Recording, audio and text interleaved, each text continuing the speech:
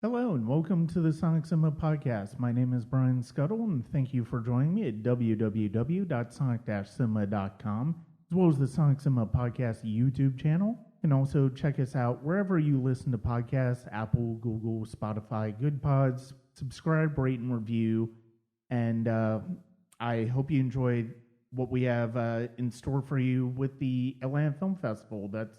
There's a lot more audio to share, and I can't wait to share it all with you. That's going to be just on the stream or the YouTube channel.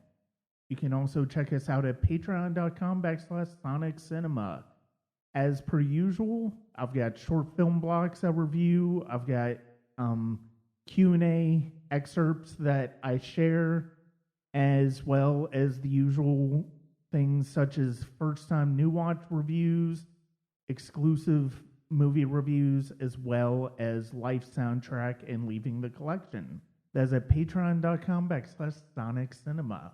Today's episode is part of my coverage of the Atlanta Film Festival. It is one of the first interviews that I did as part of my coverage for the film festival, and this film is called Quantum Cowboys. It played the first Saturday of the Atlanta Film Festival. It is an animated sci-fi western, and if that combination interests you, I definitely hope you are able to check it out, whether it's at any future festival that has or when it does get released.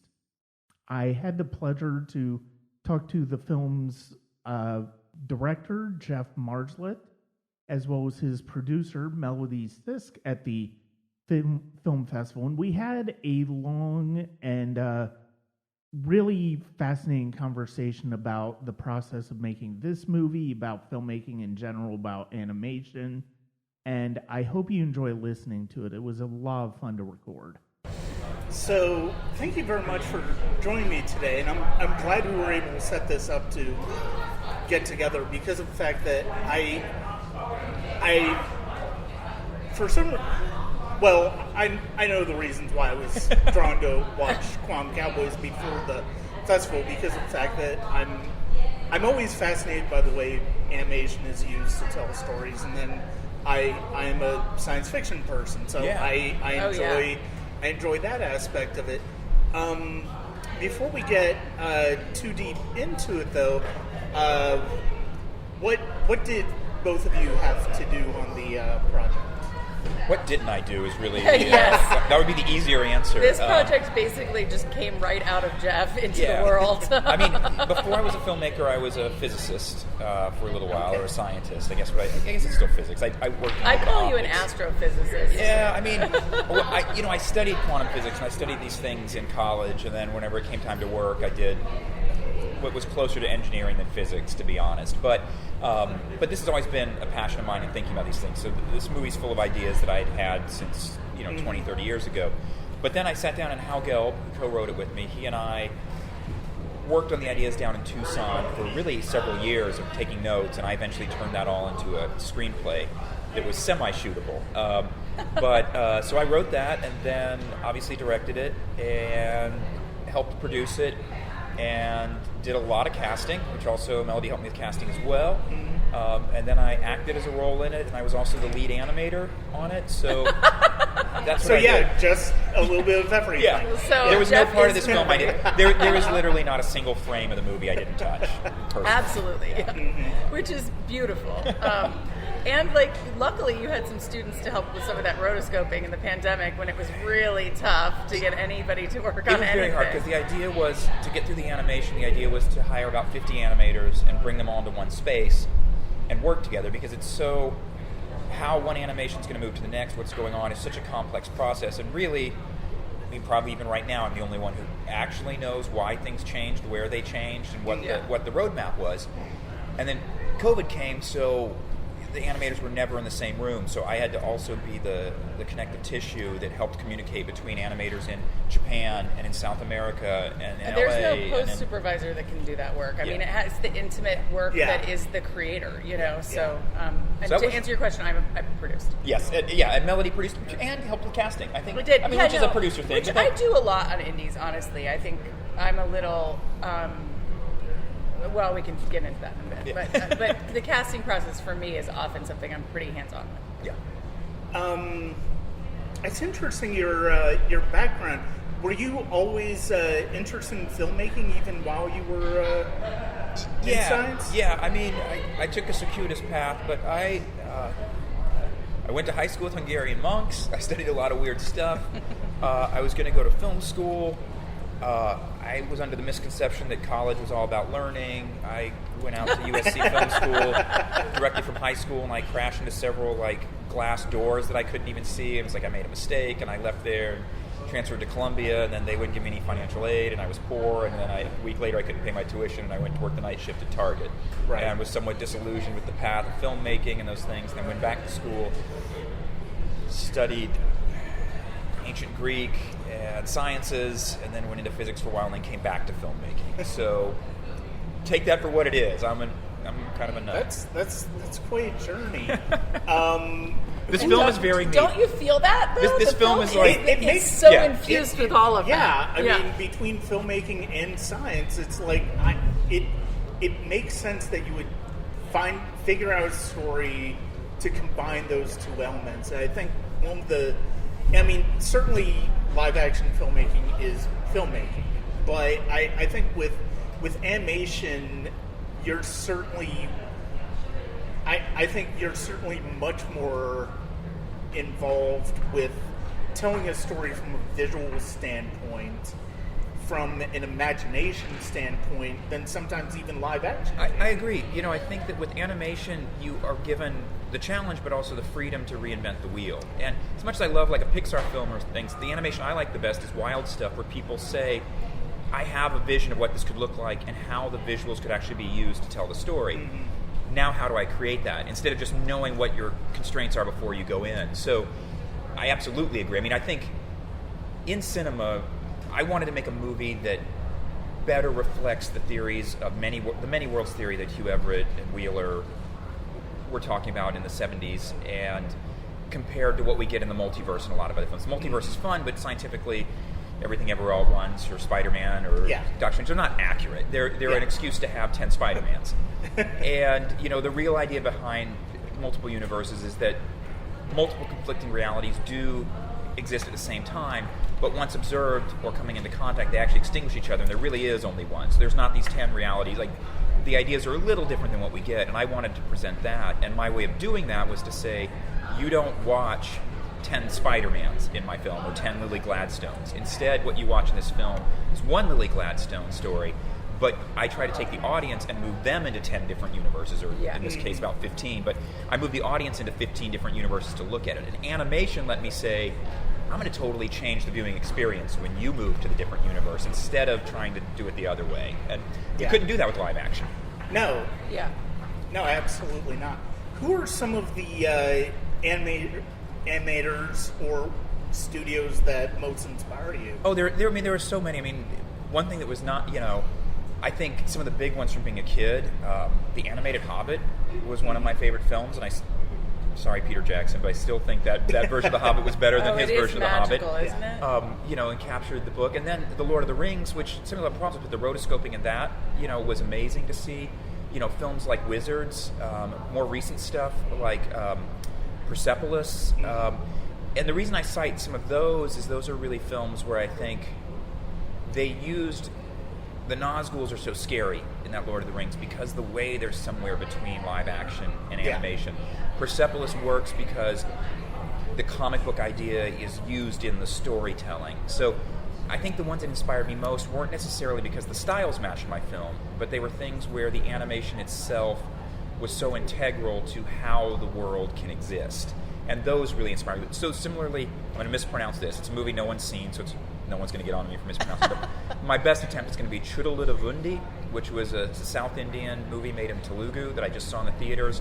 in a language I don't speak with no subtitles, and it blew me away because the storytelling just was crazy and weird and visual. And so I think my visuals in many ways were inspired by saying, I'm okay if someone doesn't understand every moment of this. I know it's intentional and not random.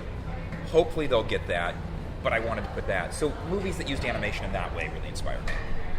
When it came to writing this story, doing this story, what was it about the Old West that made that part so interesting for the setting as opposed to modern day? Yeah, that's a great question, and one not everyone necessarily, they just take for granted a Western, but one of the reasons is, that's where I grew up and was surrounded by, and one of the ideas... You didn't grow up in the Old West, to be clear. Right. I mean, I'm old, but I'm not that old. He's not a vampire. But it's this idea that one of the things I wanted to say with this film, too, is that we looked at the way physics is actually this beautiful dance where different realities conflict, you observe, one becomes reality. I would argue the same thing is true about history, and I would argue that art, and that's one of the things I tried to do in this film, is art is how we as humans literally create history, because we don't, day by day, we don't go back in time and actually present history. We have books, we have conversations, we have photographs, we have paintings and music, and that creates our version of history. But oddly enough, what that really is every time anything happens, everyone involved in that moment actually has a different version of history. We all find a way to create art to reflect what we thought history was. That art competes until one piece of art is chosen to be reality, and it extinguishes the other pieces of art, and we make history, which I think non-coincidentally is the same way physics works. So I also chose the Western both because it was something that, growing up in the West, I grew up, I think the last name Nguyen, like the Vietnamese last name, was the number one last name in my, middle school in semi-rural Texas. It's not what people think of. When they hear Texas, they don't think that's who you're surrounded by. Yeah. So one thing I want to do is reflect the West that I grew up in, which is crazy diverse. I could be wrong, but I think I'm correct on this. I think Houston, Texas is still the most diverse city in the country. It's not New York. So the West isn't necessarily this John Wayne world. But I think that as much as I love, Sergio Leone films, I don't actually love John Wayne films, but whatever. These icons of the West have replaced, when you say to someone, the American West, they hear the word Texas, they see an image of Arizona, and they see a guy from California who flew to southern Spain to make a movie for Italians, and they think that's the American West, and they hear Sergio Leone music. Yeah. And you're like, that's a really cool thing, but it's very far from the reality. It's not relevant to reality but at it's all. replaced it for people, and now that's what we think of as the West. And to me, there's nothing that expresses my idea that art replaces past for what we accept as history than the American Western. We have replaced history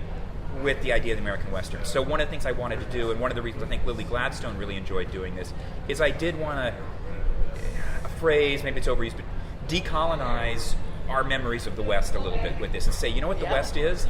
The West is a million different conflicting experiences, and it's not just a Sergio Leone movie. It's all these other things. Yeah. And I hope that someone comes out of this and goes, wow, oh yeah, the West is all of these different things. And that was kind of, we wanted to take an icon and not contradict it, but break it apart and say it's so much more. Well, that's the thing that is so striking about the movie to me, is that you have I guess you could technically consider it science fiction because it is set in the Old West. The science aspect of it, the physical aspect of it, but you're very much staying true. You're very much owning in to the tropes of classical Western. Exactly. And I think that's one of the things that's just absolutely wonderful about the film is the fact that both aspects of the story exist without really without taking focus off of the other. Yeah. And I really love that. Thank you. I appreciate it, because that was an important thing for us. That it has these aspects, and you don't want to just make just the Western element a sideshow to the science fiction. You don't want to make the science fiction a sideshow to the Western. You kind of want to make a new genre and say this is a genre that explores all those places. And I love that you have you have the filmmakers who you occasionally see throughout, almost breaking the fourth wall in a large aspect, but they also it almost feels like, in a way, they're sort of the Greek chorus of the whole thing. They're telling the story. They're branching past and present, and I love the different ways everything plays into this film. Thank you. Yeah, one of the things I love is, again, I love the idea that truths can be 100% conflicting and both still true. Just because something contradicts something else doesn't mean they're not both true. It just means only one's going to be true after they meet. And that's one of the things I want to do with this film is, we have the character of memory, we have the character of inspiration, we have the film crew. And in this film, I think, to understand it, they're sort of outside of this, but they do kind of break the fourth wall, because if we do get to make the sequels, as you start to realize they're also actually characters in this world. They are really inhabiting this world with them and other aspects of this.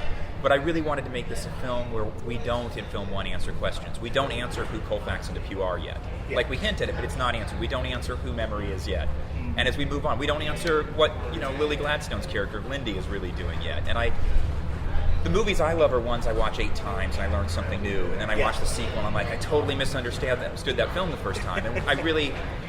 Commercially, it's a terrible idea to make that film, but I hope I made that film nonetheless. That this is an onion that people will get to peel, and then they'll watch the sequel if we ever really get to make it, and then they'll go back and they'll go, wait a minute, I totally am re-envisioning Colfax and DePuy now. I'm totally re-envisioning, Frank and Bruno now. And so, you mentioned earlier that how long has this been in production? Because you mentioned that the animation was going on during COVID. Yeah, we shot in 2019. Yep. So. Okay. Yeah, we really got some curveballs there, as the whole world did. But we shot in October, November of 2019 with a plan of finishing it over the course of about a year, which became impossible once COVID happened. And we also ran into the issue that the character that Patrick Page plays now of Memory, which he did an exceptional job, was Anna Karenina, the French New Wave icon. And, we were going to go to Paris and shoot her, and tragically, she passed away. So we shot a little bit with her in, rehearsal stuff. Yeah. And then she passed away before we finished shooting her character. But we also wanted to honor her with this is her, last role. And again, one of the reasons I make films is, Anna Karenina's films. And so we kept her, and I had to recast, and then that meant going to New York in the middle of the pandemic and getting, you follow the protocols and shooting with Patrick, and then animating without being around people. And then I would drive to Tucson, and Hal and I would work on the soundtrack. So we started in 2019 with an intent to finish in 2020, maybe 2021, and it really took until, June of 2022, because I was animating, working on this till 4 a.m. He was truly 6 days a week. I mean, he's teaching full time as well, and up all night doing the Every single rotoscope night work for and years. animation work, to the point, I would get these amazing screenshots of Geoff just looking like a crazed wild man. Oh yeah, my His beard and partner, hair Lauren, were growing down to here, and I would message his partner Lauren and be like, does he eat? Do we need to send help? No, my son, Fat Face is in the film, my cat, who recently I'm passed away. obsessed with. But the true love of my life, that cat. Lauren wouldn't mind saying that. She knows Lauren would Fat Face understand. But, Fat Face really made this movie with me. Fat Face appreciated, as cats do, the fact I was up till, I would have to teach by about 9 a.m., so I was like, you need to go to bed before the sun comes up. But I would work, Fat Face and I would sit up working on this movie really at least 5 to 6 days a week for 2 years straight until 4:30 or 5 in the morning, every single. And COVID meant we weren't going other places, so I was sitting in that chair for 12-hour shifts every single day. It's a good thing Lauren likes privacy and reads. and it kept Fat Face from waking her up in the middle of the night, because Fat Face was like, me and Dad are what? We're making a movie in the middle of the night. This is great. Fat Face is your perfect actor. Huge head, tiny body. Yeah. She's very special I love that animal. we play this film But in Paris. Fat Face is in the film. Yeah, right? she's the cat. She's the cat. And The I loved it. Of crazy course, cat. people that knew Fat Face gave her a round of applause, but I'd be in Paris, and she would get a bigger round of applause than David Arquette. And I was like, yes. It did warm my heart that Fat Face is still entertaining audiences. So. Though I think we have a really special David Arquette performance, actually. I really do enjoy their characters played. Yeah. It's really fun because of the fact that you don't necessarily think of them as the antagonists. It's the first, but really they're so instrumental to the entire thing. Yeah. In the I mean, I don't believe there are. I mean, probably there aren't in real life a few, but I really don't. I've never been excited by bad guys, by someone who just does crazy bad things because they're bad. So I like to think of them as really the protagonists in a different film. Which, if we get to make the sequel, the second one of these, at least as it's written in my screenplay, is called Colfax and Depew, and it's about how they got where they are. Okay. So, and both of them were thrilled to do it. Yeah, they're happy ready to to come sign back up, and do it again. because Our they whole want cast to is. go and explore that. I mean, they're buddy villains, and Yeah. we want to see what how did the buddy villains get so screwed up? And that's it's the two of them, and strangely enough, they're sort of the heroes of that, and Gary Farmer's kind of the bad guy, So it's great. I hope we get to make that. Certainly. When it came to, because of the fact that you're animating the live action, were there any cases, especially during COVID, where once you started to do the animation, that you came up to points where it's I've got to get this scene over, or there was something about that scene that even in live action wasn't necessarily working. What was the logistics? Yeah, I mean, a lot of people ask how much of the film it does have reference footage existing, and the answer is most of the film. But even in some of the rotoscoping, there are places that have to be fully fabricated from not having footage to draw over, and it's tough. And there's you just always hit those things, and there was really no way in COVID to get people back onto a set. So that would usually just get punted back to me. So if there was ever errors like that, it was like, okay, Geoff, you've got to sit in the room and just draw pictures until this works. And right. I mean, good thing that Geoff has that talent. Yeah. Not all filmmakers have the ability to do that, obviously. It's a really special mix of talents that he has, but he's a producer's dream because he can solve his own problems. Yeah, I mean, this movie wouldn't have been made on the low budget it's made on if the director had to keep hiring people to do those No. things. Right. There would have been another way. $1 million tacked onto your budget of trying to get people to do this. Absolutely, yeah. Again, animation can raise your production values, but you're going to pay for it in emotional abuse to yourself. And I took that beating myself. I'm working with another director right now on a film that I haven't sent you the deck for. You should look at. You're going to be it's amazing. It's this wild mushroom movie with stop motion sequences, and the director makes the stop motion work and is actually already making these really cool ant puppets and fascinating stuff. And it's the way we're dealing with mushroom trips. Yeah. So when they go into the psychedelic space, And again, you the get way art. animation can make you see So things cool. that you otherwise wouldn't. Yeah, Yeah. totally changes, and honestly, even changes the way you think about dialogue too. And we're doing some there's some interaction between the stop motion and the live actor. It's so. I mean, I wouldn't have been as drawn to that project But if you I just came hadn't out of this. come out of this. I was like, oh, I get it. I know how to do this now. I'm in. It made me a different kind of fan of animation and really understand it as an art form, from a very cinematic art point of view. It's been a fun process. So you've already talked about hopefully being able to do sequels to this movie. Mm-hmm. Where's this movie at in terms of its festival run, in terms of the potential release? Yeah, so we're on the latter side of the festival run. We premiered at Annecy back in June, and I think we're somewhere in the high 40s for total festivals now. And we'll probably... And Geoff has been at every one, basically. Most of them, yeah. Which Anytime is I can go, I've amazing. gone and tried to support it, because I know it's a Very challenging few directors film. can do that. Yeah, and it helps if you're there to explain. I don't mind if people don't like the film. I don't mind if people say hey, I don't think Geoff was a clear storyteller in this, or this isn't compelling, or I didn't enjoy it. The only thing that ever kind of sticks in my side is when people are they come out of the film and they're like, this film was totally random and didn't make any sense. And I'm like, well, that's actually kind of on you as the viewer, because the one thing I can say, I can't promise this movie is great, but I can promise it isn't random. That even the sheer animation had to be thought out before we even shot. There's nothing random about There it. is a giant flow chart, and if you watch this film 5 times with me and I'll explain it to you, you'll realize you still might not like it, but it's not random. That one's the only one that I say is invalid. It's not a random film.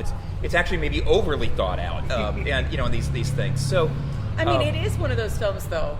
Every time you take it in, you're going to have a totally different experience of it. I think you see a different story, you pick up a different thing.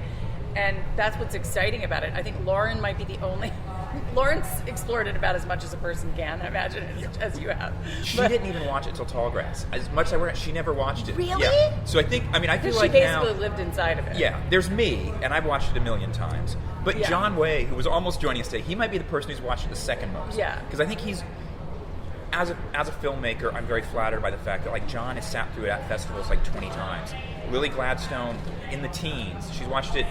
Yeah. Most time an actor watches their film 2 or 3 times and they get a drink during the screenings at later festivals. Yeah, but my cast has never not skipped a even 2 or screening. 3. When they're with me, they just watch it and watch it and watch it. do. And they're like, I remember I was with Lily somewhere and I was like, you don't want to get dinner? She's like, no, I want to watch it again. I'm like, it does warm your heart that your cast keeps seeing new things. So they're like, I want to jump back. I even helped make this and I want to jump back in and figure out what's going on. Yeah. So I mean, it was a wonderful, warm experience, the filmmaking process. Like, the on-set process was fantastic. The cast loved each other.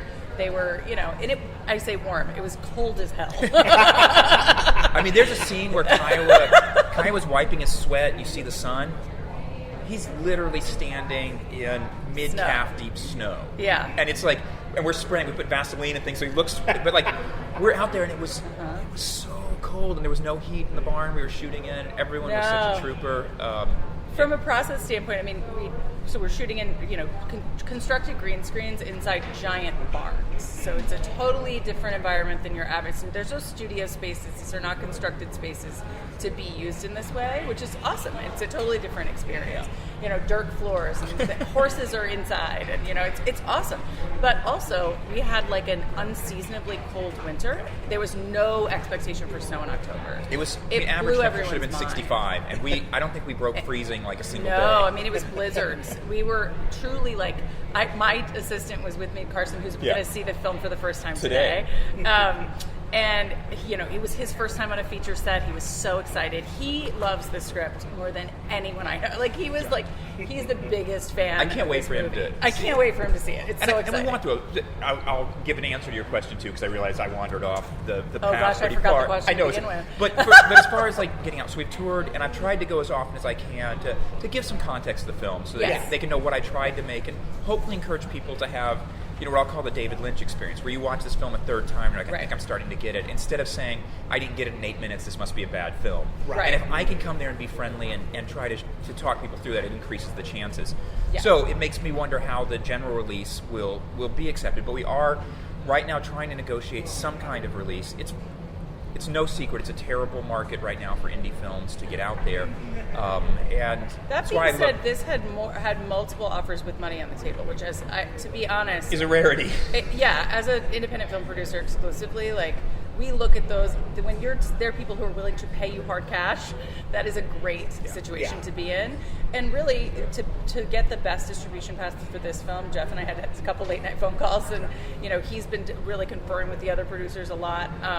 They've agreed to let us kind of split it with multiple entities rather than just going one way. So it's a bit of we're kind of creating our own path, which is great, and I think it's what's going to be best for the film. And that way, hopefully, it'll get a little bit of theatrical. It'll actually get physical media. It'll get streaming.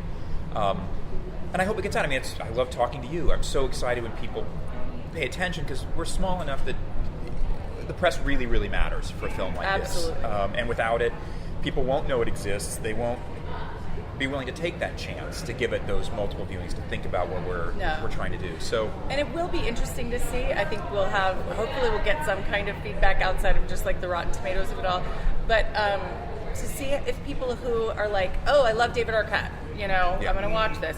They may not, if they know him from Scream or something, they're not maybe the audience that understands how to take this in.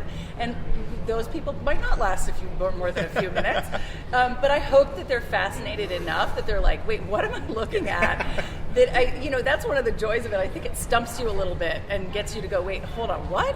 And if we can keep them in that questioning space long enough, I think the art of it takes over. Lily's going to have a great year, because she's the lead in the new Scorsese film that's premiering in Cannes in a few weeks. And I hope that some of the people that watch that and they're like, well, I know who DiCaprio is, I know who De Niro is, who's this new Lily Gladstone? What else is she doing? And then they watch our film and they're going to be like, it's really different than a Scorsese film. And I'll be thrilled for that.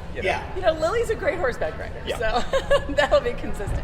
We have a great cast, and Nico Case is a little sleeper. I don't know if you're familiar with her work, but that was a fun choice, and actually has also brought a lot of really interesting people to the movie. A lot of people that are fans of her music were like, wait, what? Nico Case is in this? She doesn't do this kind of thing a lot.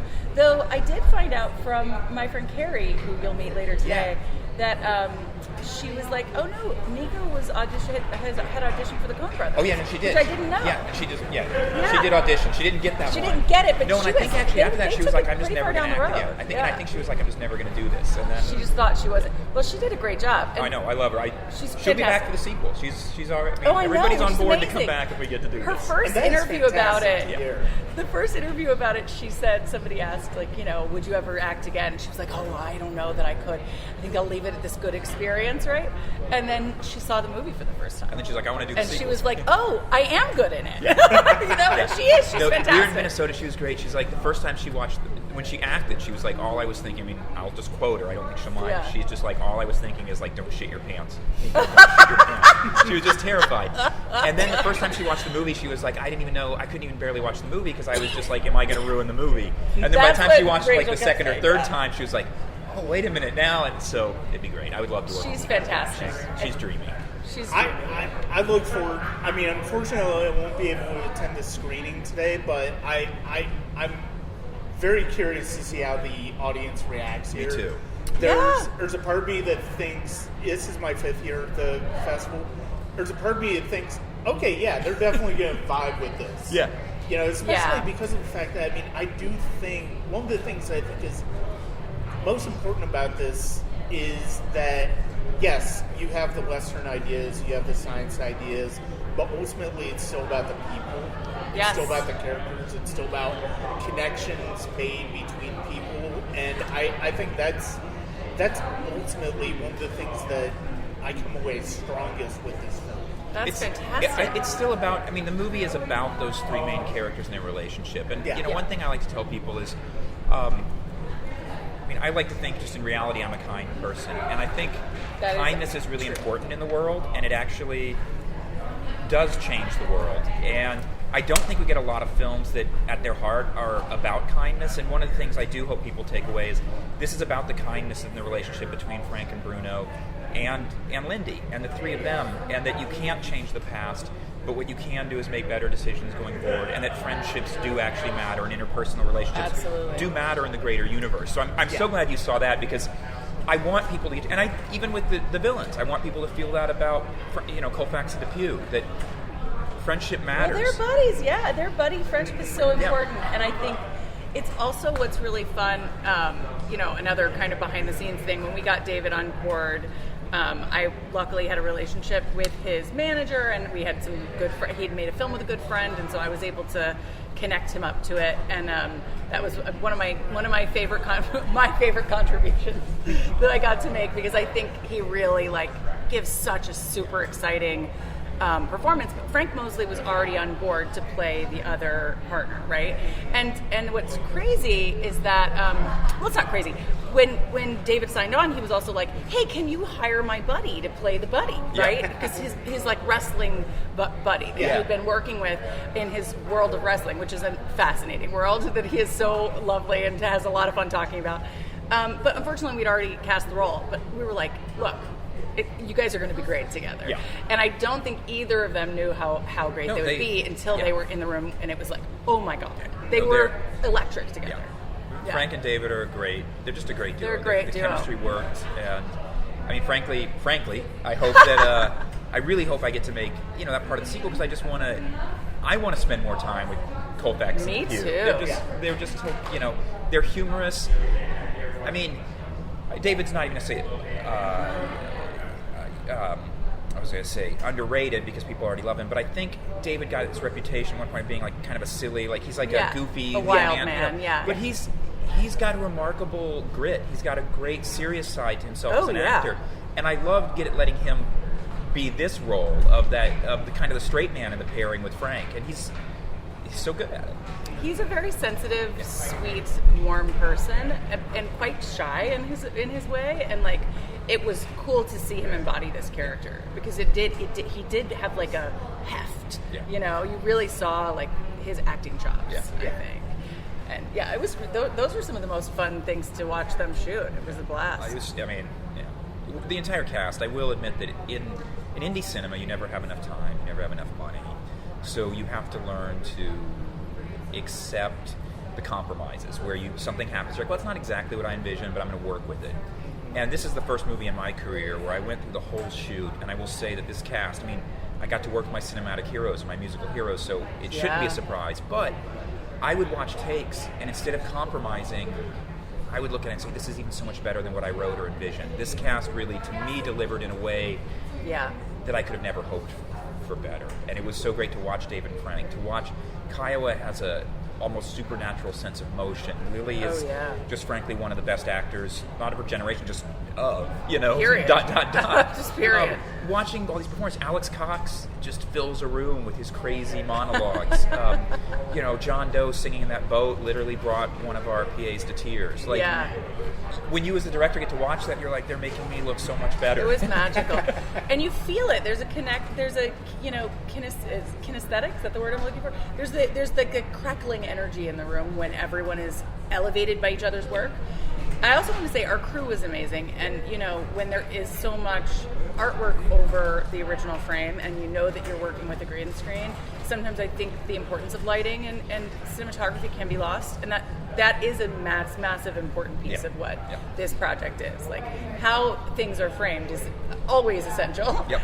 And what is captured is also that's like the jumping off point for all of the art. So exactly. It's so important, and we were really blessed to have, I think, a very exciting crew put together, and who were willing to really stick it out. And I'll probably mention this in the Q&A because I think it's a sweet, true thing, but it was cold. I'm not kidding. We were really it was very cold. It wasn't physically comfortable. No one was. And that's not, you hate it when you bring actors out. This is not a big movie. We didn't have comfy trailers for people. We didn't have that kind of thing. We were really dealing with, these cold barns and trying to keep people as warm as possible in other spaces. And what was this, his first day on set maybe, or second day on set? David Arquette shows up with a carload of socks. He went to REI out of his own dollars and bought warm wool socks for the whole entire cast and crew. He was really worried about the crew being warm. When he found out that we were shooting outside and we were shooting in barns, he wasn't worried about himself. He was worried about the crew. And so it was such a wonderful first day gift to come and bring truly his warmth to the whole team. It was very special. Very special. I may not make any money on this film, but I made a lot of really good friends. And I definitely walked away from this one. Every project is a form of family, but I have been truly thankful for the fact that, I get text messages from David. I get text messages from Nico. I had coffee with John Doe a couple of weeks ago. Frank was already a friend, but I talk to Frank all the time. Kiowa and I are going to co-direct another film coming up. John, became like a brother touring Europe. This is definitely a film where I think at least that idea of kindness that we tried to put in the film also spread to the way we made the film. Yeah. And we only get one life, so you got to be thankful for those experiences too. And I'm very thankful that the Atlanta Film Festival gave me the opportunity to watch this film. And I'm very hopeful that you are able to continue to explore Me too. these Me ideas. too. Yeah. Because it's such a rich concept. It's such a rich it's such a rich film to watch, but it's also such a fun film to watch. That's the other thing. Yeah. It doesn't, it's very different from Lynch because of the fact that Lynch, you're not to a certain uncomfortable. extent, I love Lynch, but it feels like work at times. Yeah. This does not feel like work. This feels fun. That was my hope, is that I want people really to nice be to able hear. to experience all those ideas. And if you ever want a link to watch it a second time, I will tell almost 100% of the people who watch it a second time, oh my God, I liked it the first time. I loved it. The second time it is better because you start to realize all the things that happen in the first act that maybe didn't make sense the first watch, and by the time you get to the end, you're like, oh yeah, now I'm going to revisit these moments, and you realize why they're happening, because the film is not in chronological order, it's all those things. But I always tell people, I'm also fine if you just want to get high and go to this weird world. That's okay too. That's okay too. You don't have to understand the physics. You can also just sit there and be like, what the fuck? That's okay also.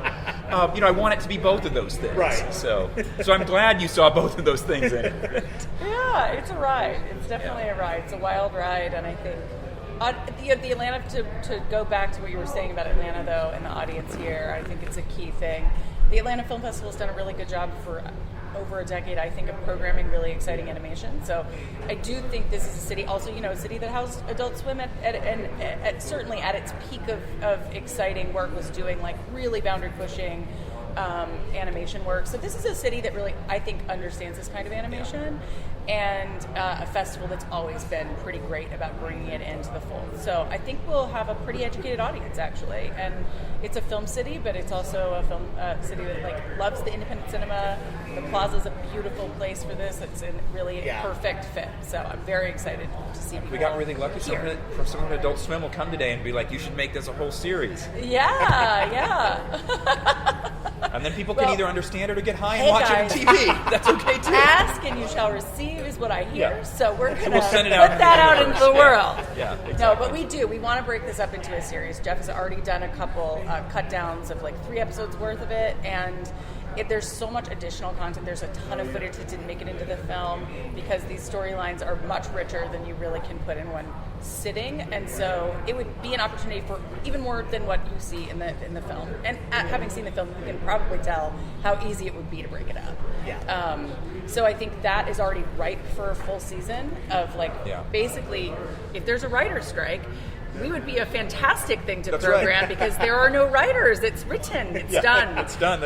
And the it just the needs IP to exists. be cut down. Yeah. The IP exists, and we already have the scripts for the season 2 and season 3. So our cast Great. would I'm ready certainly for that. come out. Let's for get them. that strike happening so I can make this. No! No, I know. I'm kidding. No, I'm kidding. do not put that. We are pro writers. We are pro writers, and we want them to be paid living wages. It is course. not okay what's happening, especially in the television world. Yeah. But I do think there is a world where this could have another life, Right. and beyond the cinematic experience. And we would love people to have the opportunity to see it on their TV screens in little pieces. And high or not high, we want you to come and see That's the movie. right. Come take it in. It is a fantastic sober experience. It is. I have never seen it high personally, but I think I can see that would be. I think I a saw a room blast. full of high people watching Montana, and they liked it too. But but I'll say, I think, part of the idea, really, even in the visuals too, is that one of the things that made me love science and love physics is when you look at science, especially quantum physics, which is where you can use math to understand the world, and you understand things about the world that are actually contradictory to your senses, and then you realize those are true. That's like a drug itself. That's like looking into another universe, and you're like, whoa, the world really works like this? I can barely conceive.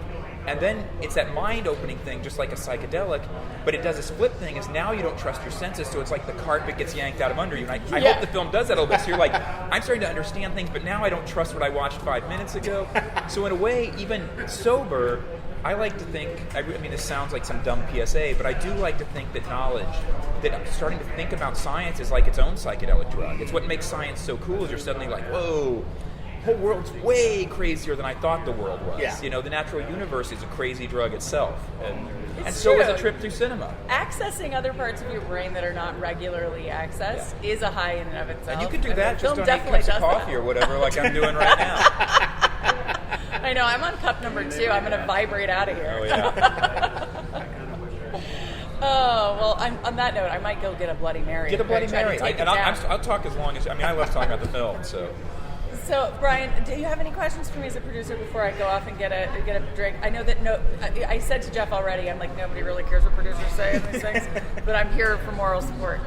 No, but honestly, I can't think of anything off the top of my head, but honestly, I feel like I've gotten so much of I do feel like I've gotten a lot of what went into this film. Yeah. I really do, and that's great. And no, this was such an entertaining film. And it's such an, but it's also like you said, it's something that really makes you think as well. And I think that's something that really is. It's something I've always appreciated in some films, and I definitely feel that went Thank to you. this film. I really hope it comes so across. much. Alex Cox's films, things like Repo Man, things like Highway Patrolman that he made, movies like Powwow Highway that Gary Farmer did in the beginning of his career. These are big influences on this movie. Things like David Byrne did with True Stories. Things like Border Radio. All these movies that I grew up watching that weren't necessarily perfect, but they threw in a world. And you start thinking, and I both just enjoy, and you're like, oh, I kind of want to dress like that or Geoff, look like that. You need but to I also, give like a short list of the must-watch I know. films, right? To understand that this. inspired this project. Because honestly, I actually think that would be really exciting to see, and maybe you guys could work on coming up with a little short list. Yeah, that and give would be people a what to cool watch. thing to add. But I always hope, suggested screenings. I humbly hope that I added one more film to that canon of movies that someone watches and then they're not even sure the first time through, but it sticks with them. Yeah. And a year down the line, they're thinking about it, and they revisit, and then they notice something new. And when a movie's just a punchline, I can enjoy it, but then I don't necessarily need to go back to it. But when a movie is a conversation full of ideas, and you go back to it the fifth time, and you're like, whoa, maybe that's why I thought this other thing at some point. That's why I love cinema, and I hope that I created something that enters that part of cinema that people can have that kind of intimate relationship with, where they feel like they dug something out of this, and maybe something that other people didn't necessarily catch. And that's fun. That's exciting. Well, and I feel like this is the type of film that even if somebody doesn't necessarily see it in its initial release, a few years down the road, when they get older, maybe they're online, or they're looking for something to watch streaming, or they're in a video store like Videodrome. Are. Yeah. We need to get it in Videodrome. We do. We're gonna talk. I'm gonna If you are getting a physical media release, We are, yeah. chances are they'll put it in there because. Yeah, well, Factory 25 and Videodrome need to have a good good conversation. relationship. I want to connect them already, which is definitely one of the partners that we're trying to work out a deal with. And hello. But yeah, what I was going to say is, it's that type of movie that a few years down the road, even if you didn't see it when it initially came out, you'll see this, you'll look at it, it's like, oh, that's interesting. Yeah. And you'll have that experience of watching it for the first time. Yeah. Absolutely. And gain something out of it. That is what I want. Because that's the movies. A lot of my favorite movies I didn't see when they came out. I saw them because they were on a video shelf with a great box, and I was suddenly like, Me too. I recognize one person involved in this, I'm going to watch it. And then you're like, how did this thing exist that I never knew about? Right. And I love that feeling. It's like the best feeling in the world. Discovering a band 10 years after you should have, but then loving them, it is the best feeling in the world to find these gems that have been floating around that you didn't know were there. Yeah. I hope that's the future for this film. I really hope it gets that staying power. I want people to see that. Yeah, I mean, I do hope that people take a chance on this film. And it's like, because it's such an interesting idea. It'll make you think about Westerns different. It'll make you think about science fiction different. It makes you think about the different styles of animation that we don't see every day in like mainstream animation. Yeah. And it's like the one thing that and the one thing that breaks my heart, I mean, is that as a society we've so ingrained the idea that animation is for families or for kids that films like this, films like Ralph Bakshi's, films like other, like Linklater's done, exactly. He's done animation. It's like those aren't up front; those aren't in the conversation as much as they should be. I totally agree. I mean, I think sadly animation is primarily for kids, and then there's a little bit that's for like degenerates, and that's how most people see it. They're like, and I don't even mean degenerates in a pejorative way, but like the Ren and Stimpy world. They're like, there's this and there's kids, but everyone has sort of erased this middle ground where you can use it to tell adult, not meaning like explicit R-rated, but just adult, meaning more complicated ideas, and it should be there. It should be part of the. I mean, one of my favorite Miyazaki films is Whisper of the Heart. It's just about a 13-year-old girl growing up in. I mean, that's another film that kind of influenced this. That, like, it doesn't have to be. It doesn't. Spirited Away is great, but every Miyazaki film doesn't have to be Spirited Away. It can also be Whisper of the Heart. And I agree with you. It is heartbreaking that people don't. They don't necessarily explore that. And Linkletter's done a great job, and it's really cool that a lot of we share a lot of animators with some of those films, Austin-based people, and I do hope with time it opens the door to say you can do these things. And they should have a home for the average film viewer too. That doesn't think of themselves as a fan of animation. They think of themselves as a fan of movies, and animation could be one of those movies. We've already talked about some of the animated filmmakers. You've already talked about some of the films that have kind of inspired this. Who are some of your filmmakers that, when you were first coming up with the idea of making films, who were some of the ones that inspired you? Yeah, I mean, for sure, like, as a kid growing up in Texas, I remember going to Inwood Theater and seeing Slacker. Like, Richard Linkletter and the whole team that made that, Lee Daniel and everyone else, they were definitely an inspiration. Suddenly a movie, it wasn't the first movie where people just talked, but a movie could be about talking. That certainly inspired me. Like I said earlier, I mentioned, but David Byrne's True Stories is still one of my all-time favorite films. It's this, and he's not even really a filmmaker; he's a musician. But this way, text me if you need anything. I will We'll be inside, and if also you're welcome to email me if you have any questions. Like if you're putting things together and you're like, oh, I should ask this, whatever. Excellent. I'll see you in a few minutes. So True Stories was a huge influence, but also as a kid growing up in the 70s, Star Wars is a giant influence, and obviously I have westerns, the Good, the Bad, and the Ugly, A Fistful of Dollars, A Few Dollars More. Those movies are really a big influence. All the spaghetti westerns on what I was trying to do here. But like I said, so was Persepolis, so was Chitterlittle so was So I think it really ran a gambit of different things. Border Radio, a great film that deserves a little shout out of this small LA music scene of saying, I'm going to look at this microcosm of the universe, was an influence on this. Dead Man, Jarmusch's film, definitely an influence with, in Powwow Highway, Gary Farmer's whole, collection of films. So it really ran the gambit, but I'd also say, when people ask, what films influenced this, I'd also say comic books influence this in a certain way, and things like what James Kochalka does in these really straightforward, crazy reflections of his life in American Elf. That was an influence on this. Music was an influence on this. Hal Gelb was a co-writer and an influence, but also the way he creates music that defies genre and being able to place it into a box was really an influence on this, and I wanted it to be a wholly new experience. So movies that Hal Hartley's films, especially the early ones, things like Surviving Desire, things like Simple Men and Trust, were definitely an influence on this. And I hope some of those came through where people watch it and they'll see the obvious things like some of the westerns, some of the sci-fi, and say, there's elements that are similar to something like Time Crimes, or these ones that try to suss out the puzzles of time travel.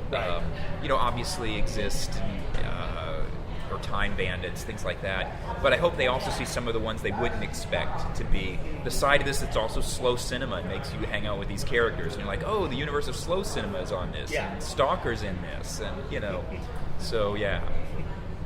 So there's a pretty wild, it's a gambit of films. Yeah. That that it doesn't have to look like those films to influence it, but the way they explore ideas, I hope that comes across. And certainly the French New Wave. There's Godard in this. There's Alphaville in this. There's that stuff is there, and and then of course it's not a coincidence that Anna Karenina is in it. Because Alphaville is in it, and I hope that people see those things too. Okay. Well, but that just speaks to just how rich an experience I think this movie is, and it's been an absolute pleasure talking to you. Likewise, I as a filmmaker, you hope people get some of what you're trying to do, and you obviously did, and it's thank you. Honestly, it's a privilege to me to get to talk to someone about what we tried to do and have them appreciate and see that. So, I also feel like that's always, film journalists don't get especially film journalists who seek out films like this and don't just cover whatever A24 is releasing, which is fine, but like it's easy to go and just join the crowd of people loving a film. I'm so excited when people like you bother to talk to us about this film. So thank you. I mean, it's funny because of the fact that it's like obviously when I start writing about films, naturally you go mainly towards the big ones. Yeah. The ones because that's what people want to read about. Well, it's the ones that and that's also what's going to drive people to the site. Read what you want to say. Yep. And then, I started to get emails from filmmakers, and it's like, hey, I've got this film. Are you interested in watching this? And it's like, sure, that's fine. I'll take a chance on it.